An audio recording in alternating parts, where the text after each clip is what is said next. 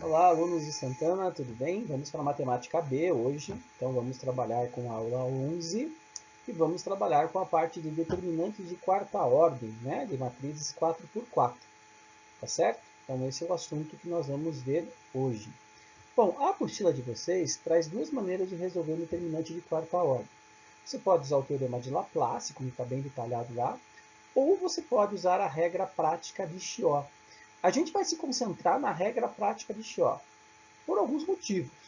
Primeiro, é raro aparecer um exercício no teu vestibular que fale sobre determinante de quarta ordem, porque vocês vão ver que mesmo a regra prática de Shaw, ela dá um certo trabalho para você resolver, tá certo?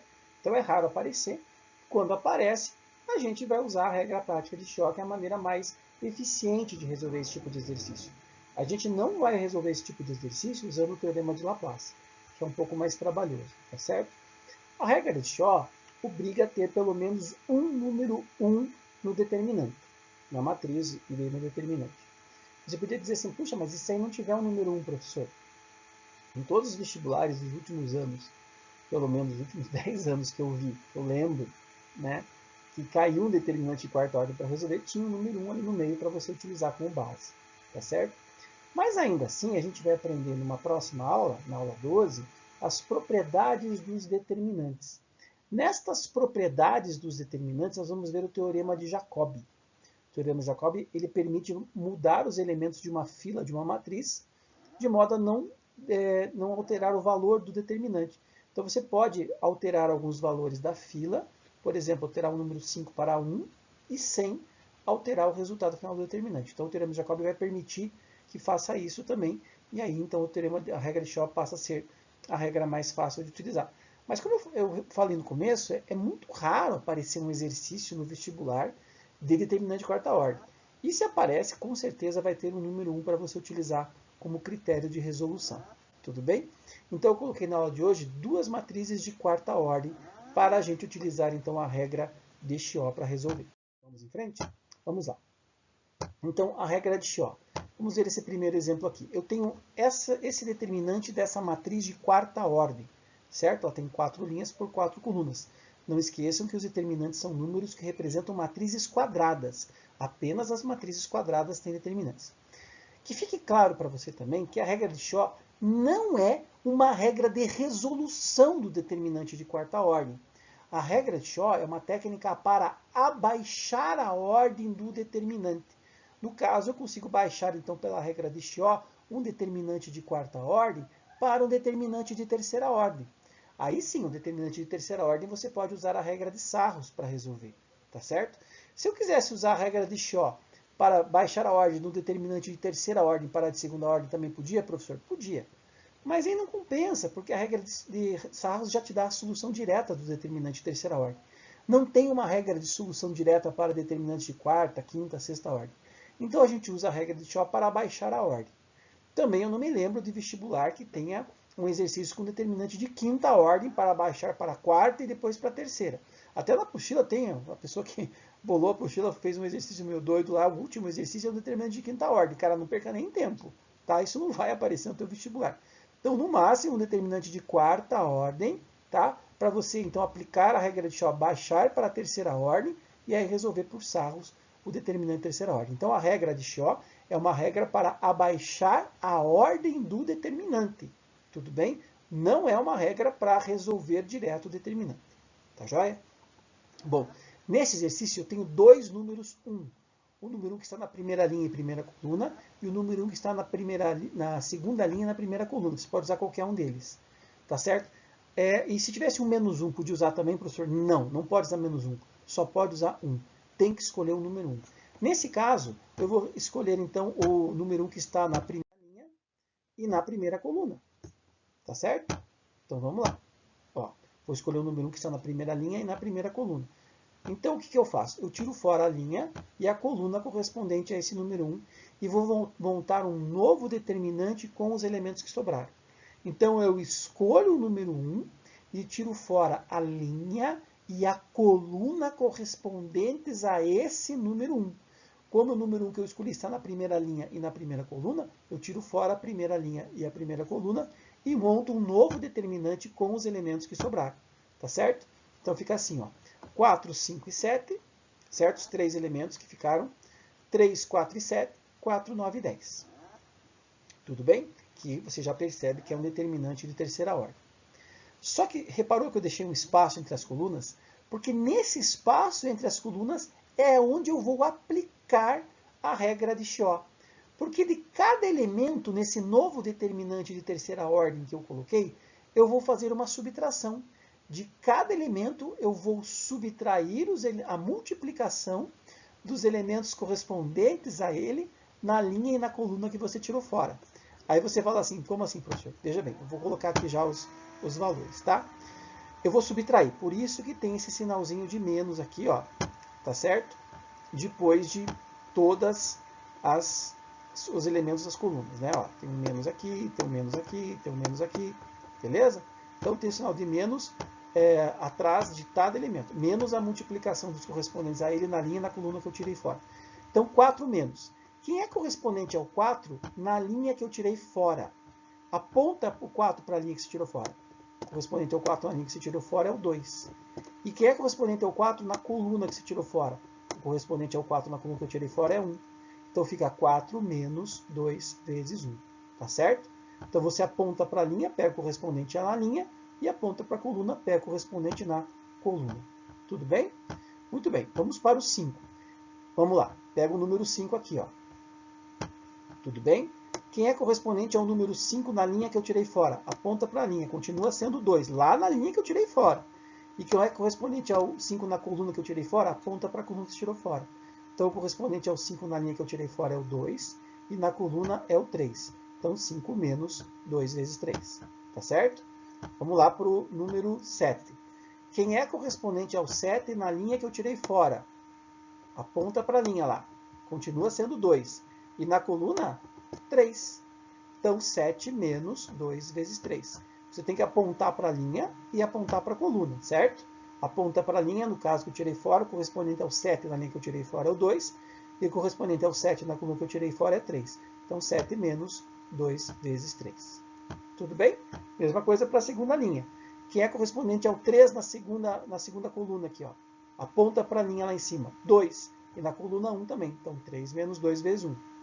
4. Quem é correspondente ao 4 na linha que eu tirei fora? Aponta para a linha. 2 também. E na coluna, 3. Quem é correspondente ao 7 na linha que eu tirei fora? Continua sendo 2 e na coluna 3. 7 menos 2 vezes 3. Agora pega esse 4 aqui no final. Quem é correspondente ao 4 na linha que eu tirei fora? Aponta para a linha. 3. Quem é correspondente ao 4 na coluna que eu tirei fora? Aponta para a coluna. 1. 4 menos 3 vezes 1. Tudo bem? Quem é correspondente ao 4, ao 9 na linha que eu tirei fora? 3. E na coluna, 3. Então, 9 menos 3 vezes 3. E o 10? Quem é correspondente ao 10 na linha que eu tirei fora? 3. E na coluna, 3. 10 menos 3 vezes 3. Tudo bem? Então, você aponta para a linha e aponta para a coluna. 5 menos. Aponta para a linha. Quem é correspondente ao 5? 2. Quem é correspondente ao 5 na coluna? 3. Tudo bem? Então, como você percebe, demora um certo tempo para você montar e você tem que fazer um pouco devagar esse exercício, senão você vai acabar trocando os elementos ali. E se você errar um número, cara, aí você tem que fazer tudo de novo depois para descobrir onde está o erro. Você não vai conseguir identificar onde você errou. Então, por isso tem que fazer devagar esse exercício. Aponta para a linha, aponta para a coluna de cada elemento. Tudo bem? Vamos lá. 4 menos 2 vezes 1, 2. 4 menos 2 é 2. 5 menos 6, né? Menos 2 vezes 3 é menos 6. 5 menos 6 é menos 1. 7 menos 6 é 1. 3 menos 2 é 1. 4 menos 6 é menos 2. 7 menos 6 é 1. 4 menos 3 é 1. 9 menos 9 é 0. E 10 menos 3 vai dar 1 também. Tudo bem?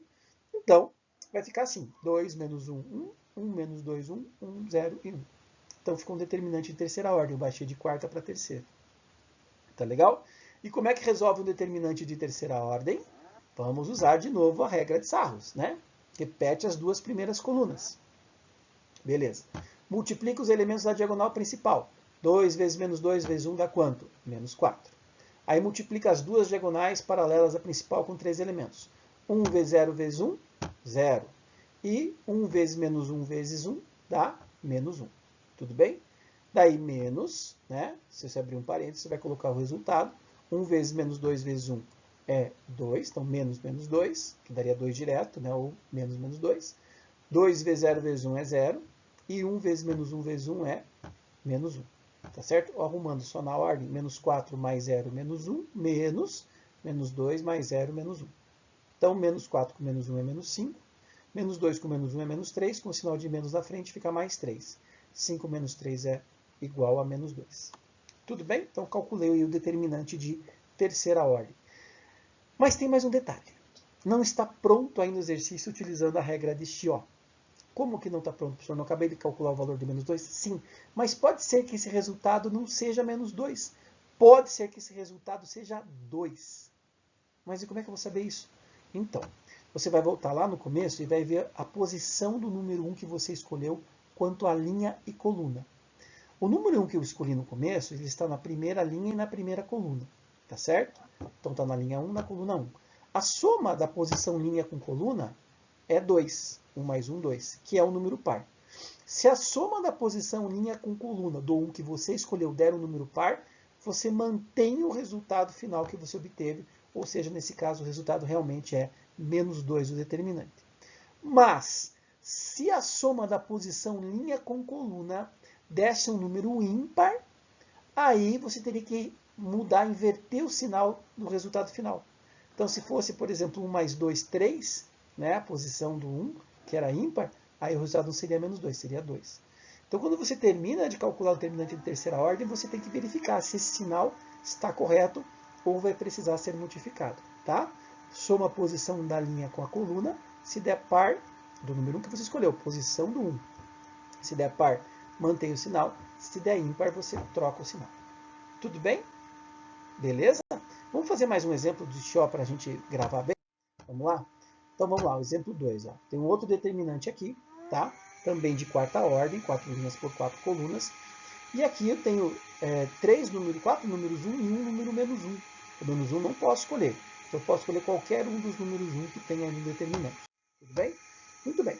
Nesse caso eu vou pegar esse número 1 aqui, ó, que está na segunda linha e na terceira coluna, tá certo?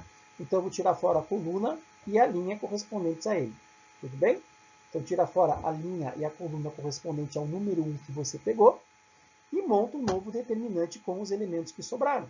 2, 0 e 1, 2, 3 e 2, 0, 2 e 1. Tudo bem? Deixando do lado o espaço onde eu vou aplicar a regra de Chió. De cada elemento eu vou subtrair, vou colocar o sinal de menos atrás de todo mundo, subtrair aqui a multiplicação dos correspondentes a ele na linha e na coluna que eu tirei fora. Quem é correspondente a esse 2, ó, esse 2 aqui, na linha que eu tirei fora. Então, quem é correspondente ao 2 na linha que eu tirei fora é o menos 1. E quem é correspondente a esse 2 na coluna que eu tirei fora é 0. Tá certo? Então fica 2 menos 1 vezes 0. Tranquilo? Beleza? Deixa eu apagar aqui para ficar mais fácil de ver de novo. Quem é correspondente a este 0 agora, ó, este 0 na linha que eu tirei fora, aponta para a linha, continua sendo menos 1. E na coluna que eu tirei fora, 1. Então 0 menos 1 vezes 1. Tudo bem? Beleza? Tá, vamos ver o outro aqui também. Quem é correspondente agora a este 1 na linha que eu tirei fora? Continua sendo menos 1. E na coluna, 0. Então, 1 menos 1 vezes 0.